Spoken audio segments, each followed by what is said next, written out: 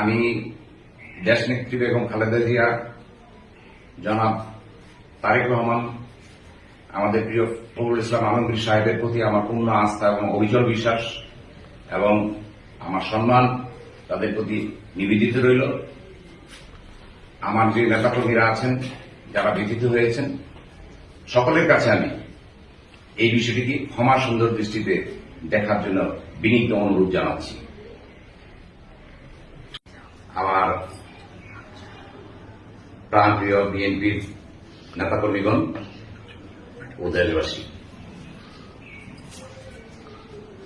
আপনারা জানেন যে বিগত প্রায় ৪৫ বছর ১৯৭৭ সাল থেকে বিএনপি গঠিত হওয়ার প্রাক্কালে শহীদ রাষ্ট্রপতি জিয়াউর রহমানের জেনারেল জিয়া হিসাবে যে কর্মসূচি চালু হয়েছিল, সেখানে জগন্নাথ কলেজে অধ্যয়নরত অবস্থায় আমি আমার রাজনৈতিক জীবন শুরু করি এবং শহীদ রাষ্ট্রপতি জিয়াউর রহমানের যে আদর্শ, অনুপ্রেরণা, দেশ গড়ার যে প্রত্যয়, তার প্রতি আস্থা রেখে অদ্যাবধি আমি রাজনীতি চালিয়ে যাচ্ছি। এদেশের নেতাকর্মীরা জানে যে আমি কোন প্রকৃতির লোক।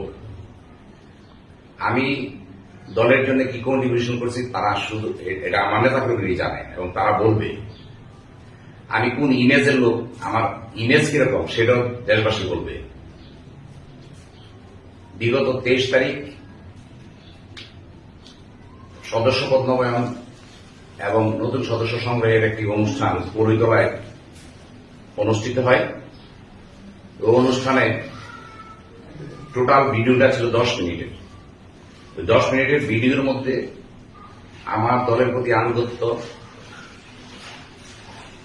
জিয়াউর রহমান সাহেব, দেশ নায়ক তারেক রহমান সাহেব এবং আমাদের প্রাণপ্রিয় নেত্রী দেশনেত্রী বেগম খালেদা জিয়ার সম্পর্কে সমস্ত কিছু ডিটেলস বর্ণনা করা আছে এবং দলীয় স্বার্থে, আগামী নির্বাচন স্বার্থে আমি সমস্ত কিছু ওখানে তুলে ধরেছি। এখানে সাংবাদিক সাহেবরা তাদের মতো করে করা একটা নিউজ, পিছনের আধা মিনিট 1 মিনিট একটা নিউজ পত্রিকায় চাউর করেছে। এতে নেতাকর্মীদের মধ্যে ব্যাপক নেগেটিভ অথবা দুঃখ মনোকষ্টের উদ্রেক হয়েছে। এই সম্পর্কে আমি বলতে চাই, সেই ১৯৭৭ সাল থেকে দল গঠনের পর কখনো ছাত্র নেতা, কখনো ডোনার, কখনো দলের গুরুত্বপূর্ণ পদ ধারণ করে আমি আজ এই পর্যায়ে এসেছি। আমাদের কথাটা ছিল, শেষ কথাটা ছিল, আমার বক্তব্যের শেষ কথাটা ছিল যে আমি এই দেশনেত্রী খালেদা জিয়া, জনাব তারেক রহমান, জনাব মির্জা ফখরুল ইসলাম আলমগীর সাহেব, ওনাদেরকে একটা ঘেরাওয়ের কথা এখানে উল্লেখ ছিল। প্রকৃত অর্থে আমি যা বুঝাতে চেয়েছি যে এই ফতুল্লা থানার প্রায় 5 লাখ ভোট, তার 80% বিএনপির এবং আমাদের পিছিয়ে ফেরার কোন সুযোগ নেই।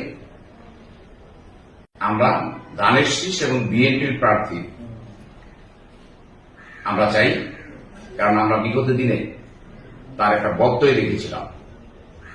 সেই ভয়ে আমি কেন্দ্রকে একটি মেসেজ দিতে চেয়েছিলাম।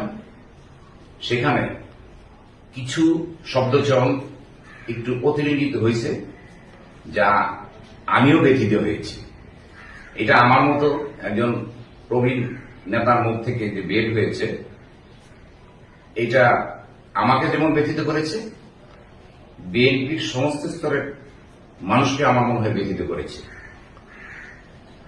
সেই হিসাবে আমার বিগত দিনের কাজ মূল্যায়ন করুন, আমার স্বভাব চরিত্র, আমার জীবনযাপন, নেতাকর্মীদের প্রতি যে আমার ভালোবাসা, দলের প্রতি যে আমার আকুণ্ঠ আনুগত্য, এগুলি মূল্যায়ন করুন।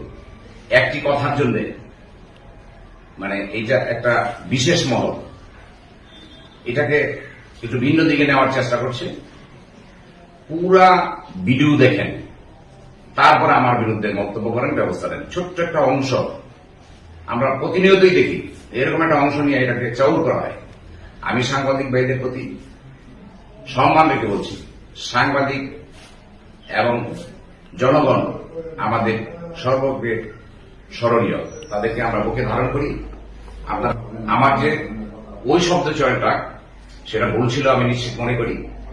সেই হিসাবে আপনাদের দীর্ঘদিনের সঙ্গী হিসাবে, সহযোদ্ধা হিসাবে আমি আশা করি আপনাদের মনের দুঃখ দূর হয়ে যাবে।